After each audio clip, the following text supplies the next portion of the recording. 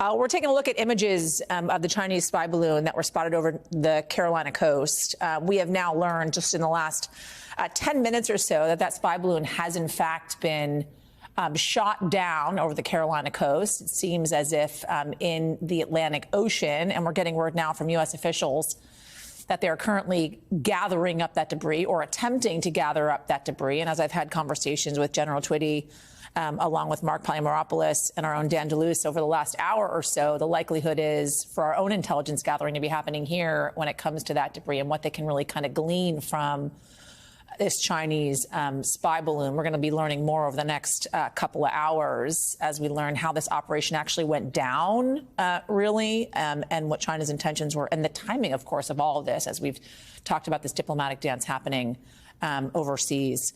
Want to bring back in, if we can, to the conversation Dan DeLuce, who is standing by for us and has been following this story. Dan, if you will, kind of bring us up to date on what we've been learning so far. Now, of course, this breaking news that this spy balloon has, in fact, been shot down.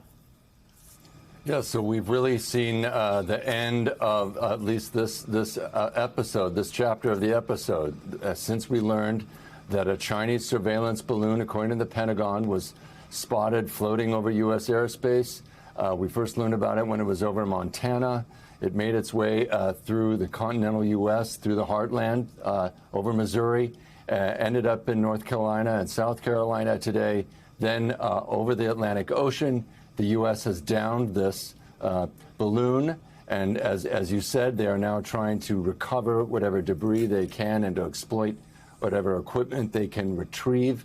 Anthony Blinken, the Secretary of State, postponed a really important, significant visit to China yesterday after this whole balloon episode came about. So it's obviously aggravated tensions between the two countries. We should add that, according to China, they say this was a harmless weather balloon and not a spy airship. The Pentagon rejects that characterization. I think there's there are many questions here, one of which is what we don't know about what the Chinese have been doing prior to this. Are there other instances of similar balloons in and around North America, the United States, or possibly drones? What have the Chinese been up to? And maybe the intelligence community knows, but they haven't shared that with the public because it's classified. So I think there's going to be a lot of activity around the Senate Intelligence Committee in coming days.